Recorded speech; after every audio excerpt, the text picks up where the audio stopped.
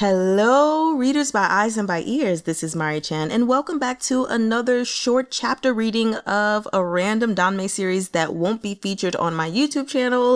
And this time we are reading from... Well, if you clicked on this thumbnail, then there really was no need for that drum roll. The Husky and His White Cat Shizun, also known as ERHA Hatada Baimao Shizun, by Jobabuchuro, or just Meat Bun. And most of the comments I've seen are just on TGCF because everybody loves TGCF, everybody worships it, blah, blah, snore.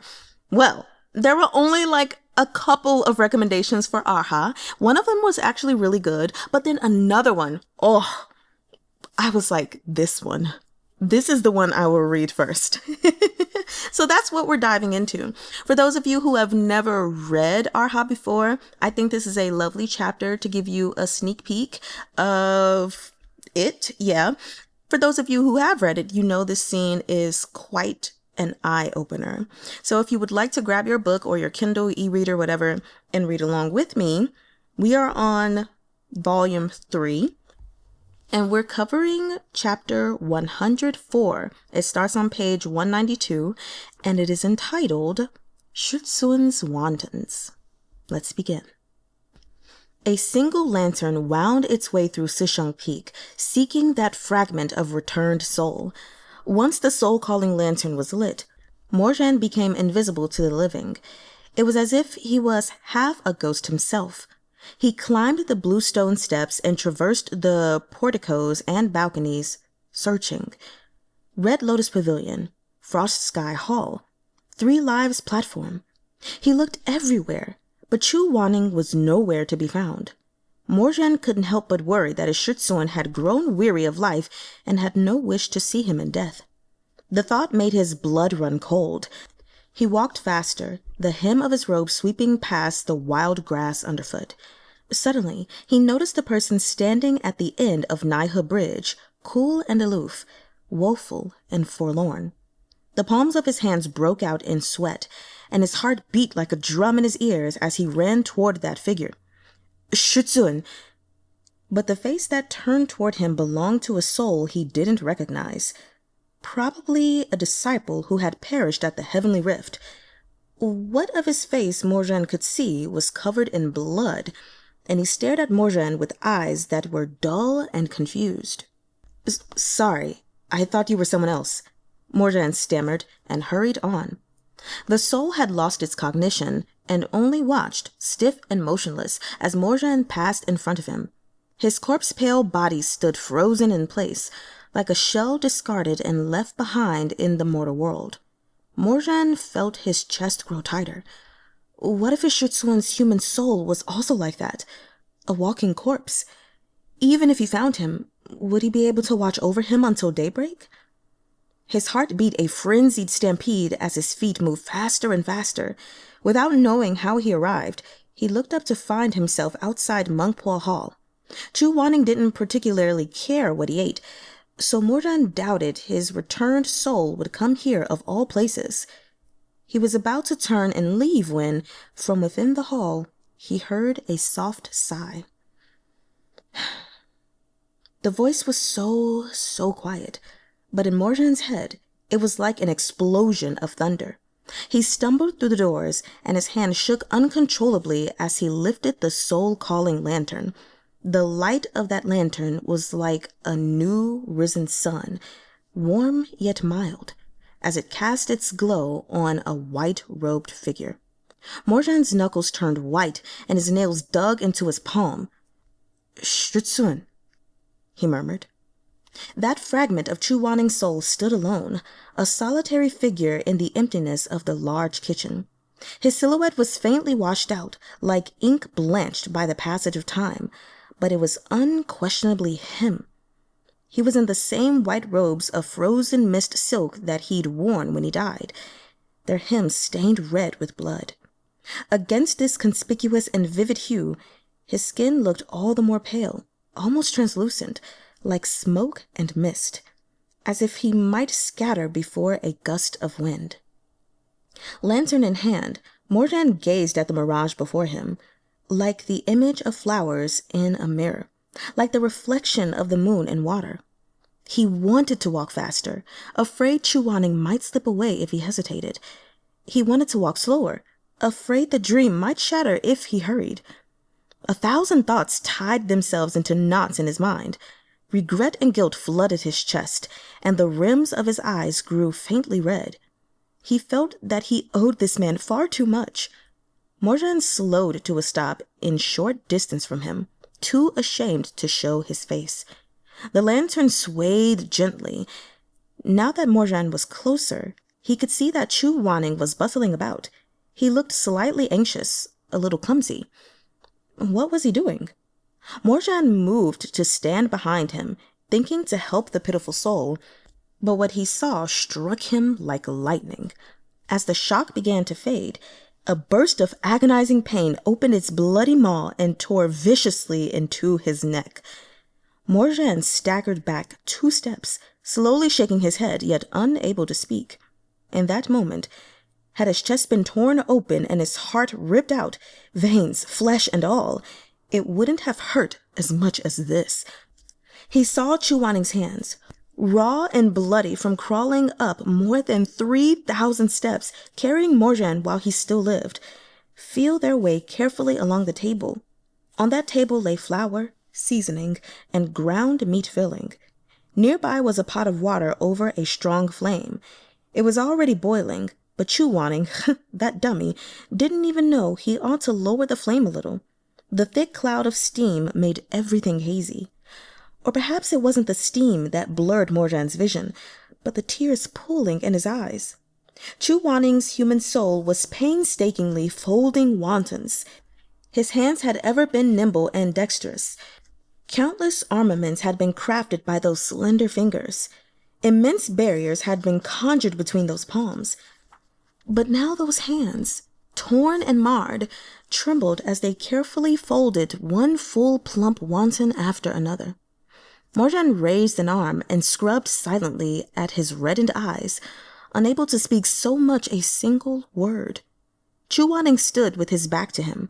He seemed to finally remember that the water had been boiling for quite a while and, worried it would all boil away entirely if left unattended, began searching for the pot, feeling around with his hands.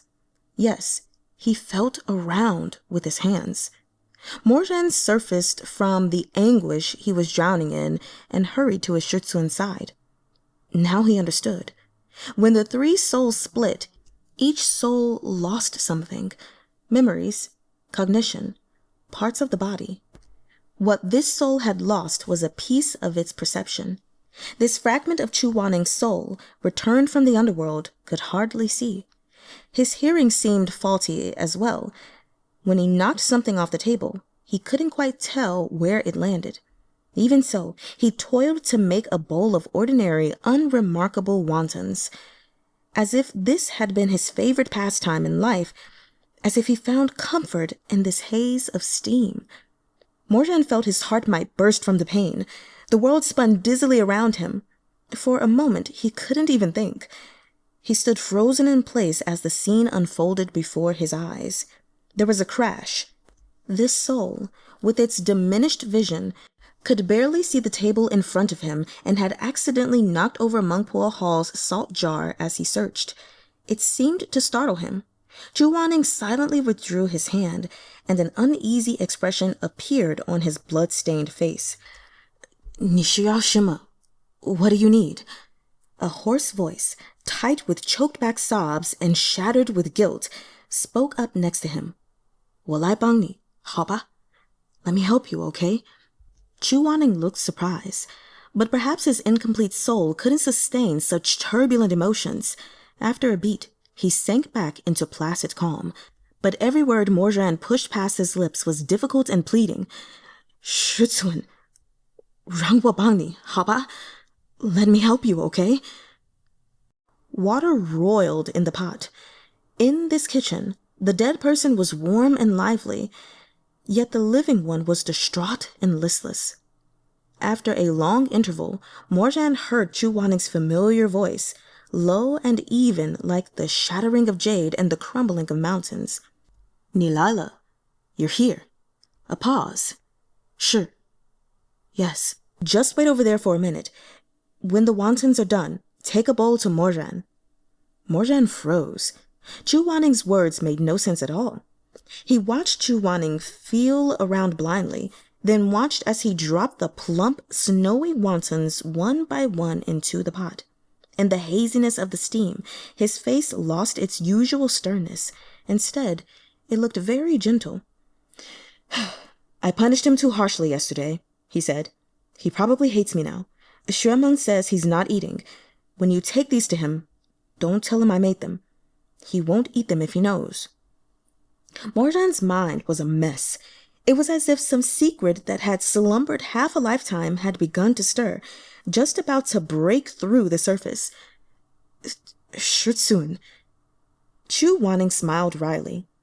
I'm afraid I was too strict with him, but that rashness of his really ought to be tempered. Well, never mind. Fetch a bowl for me. A thick one if you can. It's cold outside. We'll want to keep the food warm. Just about to break through. Just about to break. Morjan seemed to hear the distant sound of something shattering. A memory finally clawed through its shell, screeching like a ghost as it burst forth and hurtled toward him. Everything went dark. Wontons. Shi Mei. Shizun. This was the first time he'd had Shi Mei's wontons. That day, he had mistakenly plucked Madame Wang's precious flower and been punished by Chu Wanning. Tian Wen had whipped him bloody and reduced his heart to ash. Morjan had lain in bed, brooding and refusing to rise. He had plucked the flower because he wanted to give it to his Shizun, but had instead been rewarded with a round of merciless lashing.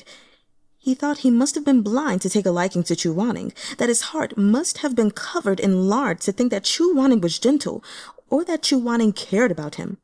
That day, Shi Mei had come to his room holding a bowl of steamy wontons and chili oil.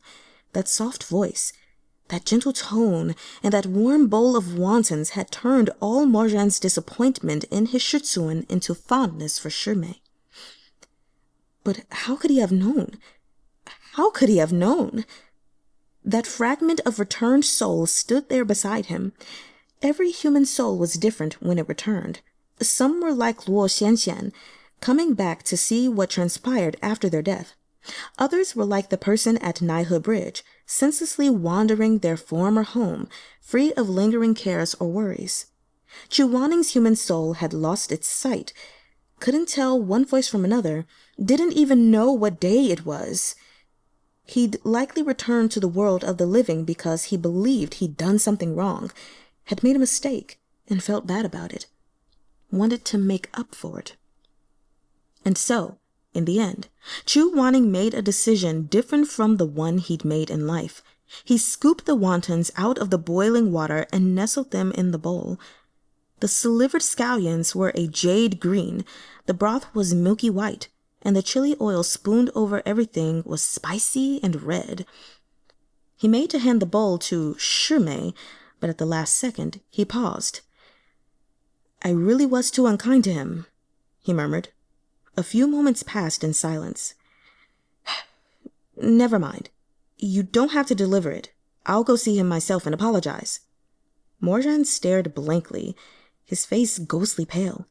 He had always believed his Shizun too cold, cold like iron, so cold it froze his heart to ice. How could he have guessed that Chu Wanning was actually so kind to him, that Chu Wanning's lingering regret in the living world was him, that his last wish was to apologize? The ice melted, turned into water, became an ocean. Slowly, Morjan lifted his hands and buried his face in his palms. His shoulders shook slightly. A heart like iron? A heart like iron? It wasn't like that at all. Morjan's throat felt tight, and a sob escaped as he collapsed to the floor, kneeling before that soul that couldn't see him. The soul-calling lantern sat on the ground by his feet as he let out a broken wail, screaming himself hoarse as if he might cry blood. Finally, unable to contain it any longer, he bawled, loud and miserable. He knelt before Chu Wanning. It wasn't like that at all. He groveled in the dust, clutching at the hems of Chu Wanning's blood-stained robes. It wasn't that your heart was cold and hard as iron. It wasn't that I was unyielding and immovable as stone. It was that I misjudged you. I misunderstood you completely. It was just that... Shizun. He wept, curled up on the floor. 我对不起. I'm sorry. 我错了. I was wrong. Please, 回到我身边. Please come back to me. I don't blame you. 我不怪你. I don't hate you. 我不恨你. It was all my fault. Always making you angry.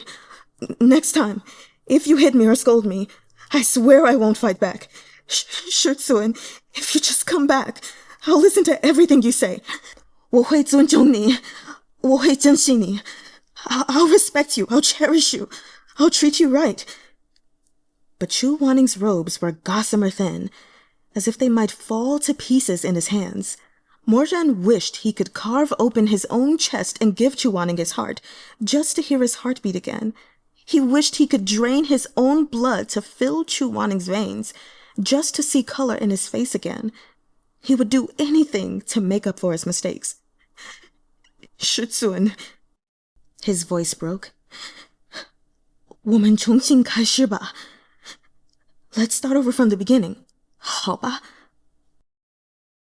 Before the heaven-piercing tower, under the high tang tree, that Zongshi, gentle as a white cat, lifted his head, and his phoenix eyes widened slightly. The cicadas on the branches chirped 2, 3 times, and the youth before him grinned brightly. 仙君, I've been watching you for so long already. Why won't you pay attention to me?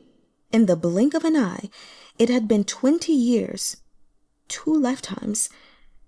It was all in the past already.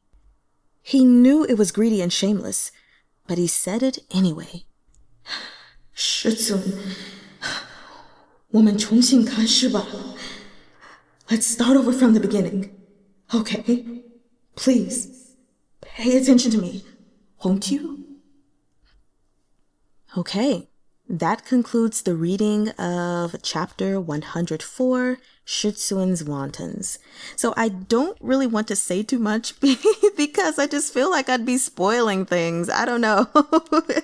But this chapter was so enlightening, but also heartbreaking, because here we have it, just to give a little context without giving too much, but some of the information was already provided.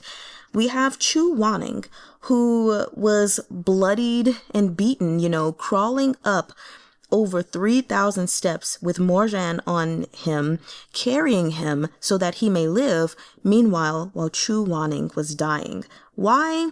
If you don't know, you'll have to read the story to find out.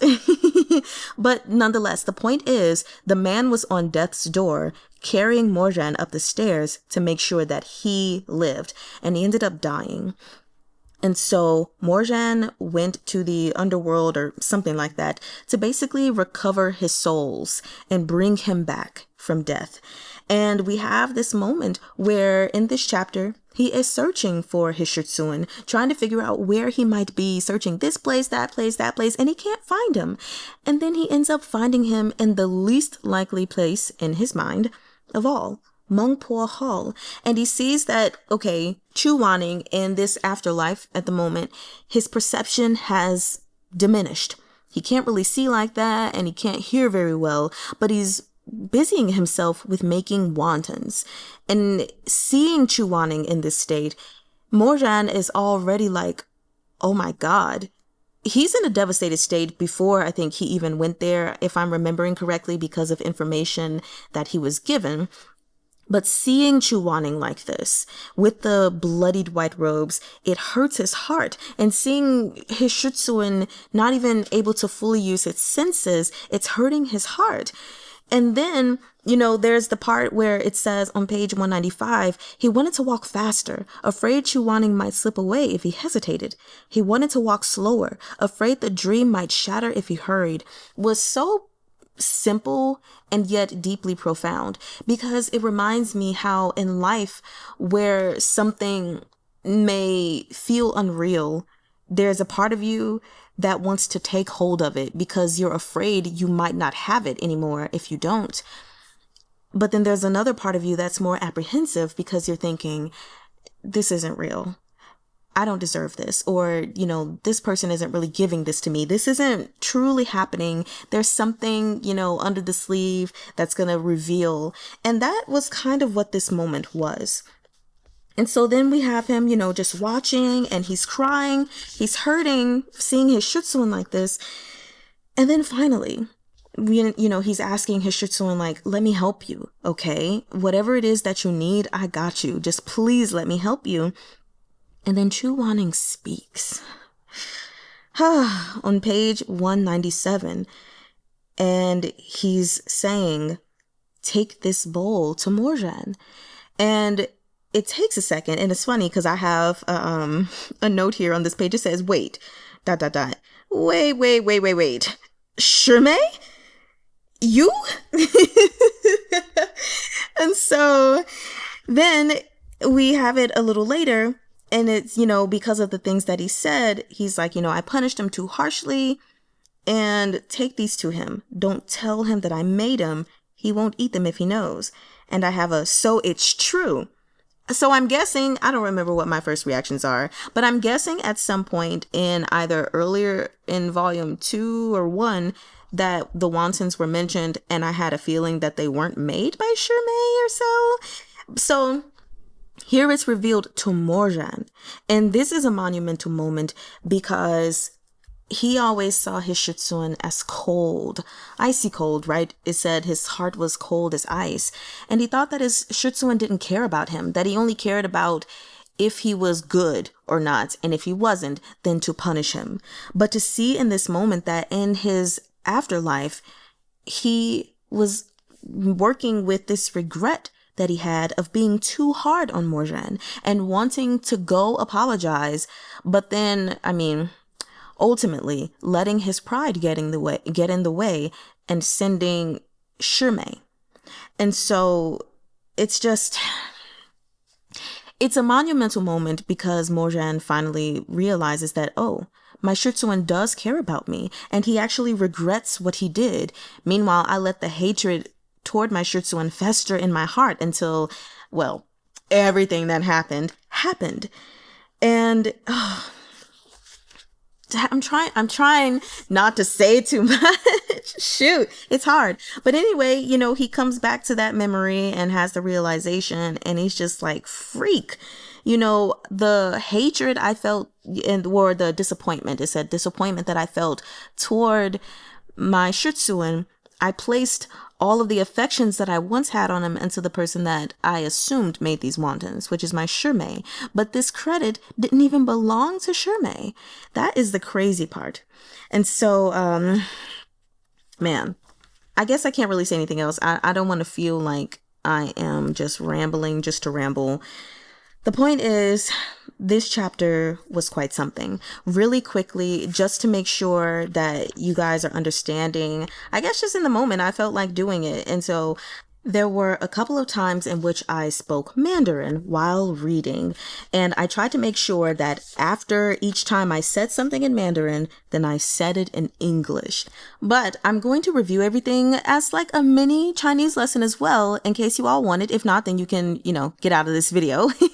But I'll go ahead and translate everything for you now. So let's start with the very first thing, which technically, so you all know, Shizun.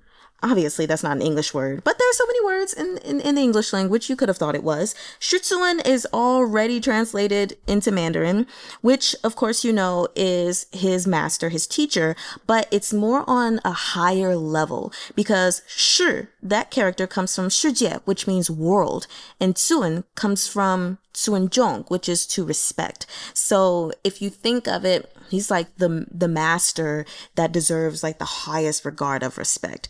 You know, it's higher than a 老师. It's the 师尊.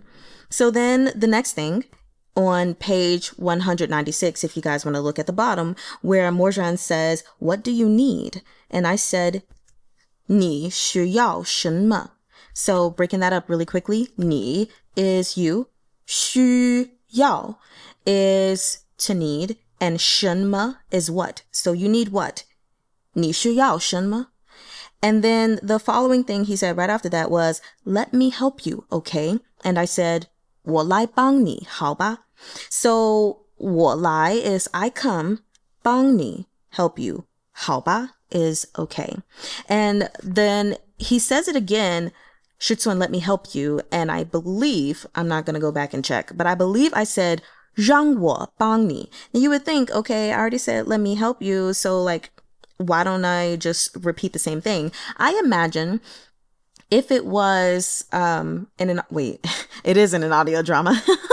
Not that I've listened to all of it, but I imagine that in this scene, the first time around, they would say, 我来帮你, because 我来帮你 is like offering yourself to that person, saying, hey, I'm here, let me help you. And then the second time around, it's like, okay, let me help you. So even though in the English language, it said, let me help you both times, I imagine that in Mandarin, they probably said, 我来帮你, offering my services first, and then saying, okay, for real, let me help you. So 让, which is to let, 我, me again, 帮你, help you. Then the next thing I said was, 你来了, from Chuaning, you're here. 你来了, you've come, you're here. And 是 is yes. Very simple. 是. Now, moving on to the next chunk, which is where we have all of the, I'm sorry, Shizun. So first we have Shizun on page 200. Sorry if you want to look at it. I'm sorry. I was wrong. Please come back to me. So starting with I'm sorry, there are many ways to say I'm sorry, but they're all to be used in different circumstances. So the one you want to use here to really get across the point that you have done something wrong is 对不起, 对不起, 对不起. So then we have I was wrong. 我错了. 错. I don't think I need to say what 我 is anymore. 错 is wrong. And 了 is just making it past tense. So I was wrong. 我错了. And then please come back to me. So technically, I didn't say the please, which is 请, please, but come back to me. 回到我身边. So 回到 is like to return here. And then 我, I, my, it technically would be 我的, but sometimes they leave out the de. And then 身边 is going to be side. So return to my side. 回到我身边. 回到我身边. Next, let's go to, again, I was wrong. It was my fault. So in this way, I mean, you do say this differently because it's said differently in English, but just like the way you changed it, or I mean, the way I changed it with, let me help you, 我来帮你, 让我帮你. For I was wrong, 我错了. It was my fault. 是我的错. 是 is like to be, 我的, my, 错, wrong, fault. It was my wrong. I don't blame you. 我不怪你. So 不 is to not, and 怪 is the part of blame. But technically, since that is a fourth tone, it would be 不,我不怪你. 我不怪你. I don't hate you.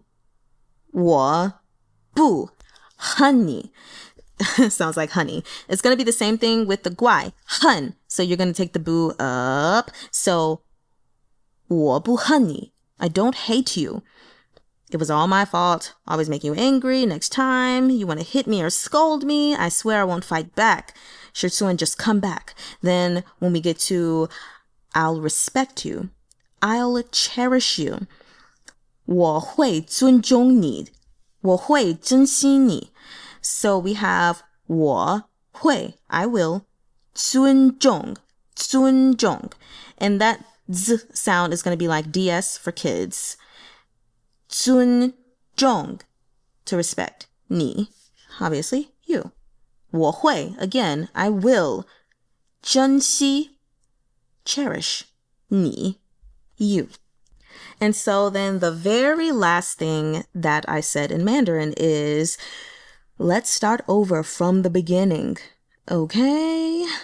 So, 我们 we 重新 from the beginning 开始 begin start. So, 我们重新开始吧 So, 吧 is the polite way. When you add ba at the end of something, it always sounds more suggestive. Like you're not commanding someone to do something, but you're like, hey, let's do this. Like instead of saying 吃你的做饭, eat your breakfast, you can say 吃做饭吧. Like, hey, eat breakfast. Let's eat breakfast. Like that.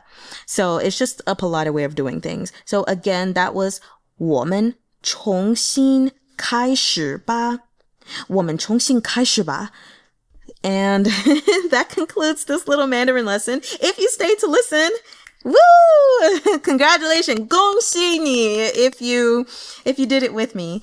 I could break things down more, but I was just trying to keep it short. I mean, if you guys ever want a little Mandarin lesson or something like that, or just want to hear me speak in Mandarin, things that I can say, I don't mind doing it. Anyway, I hope you enjoyed this chapter.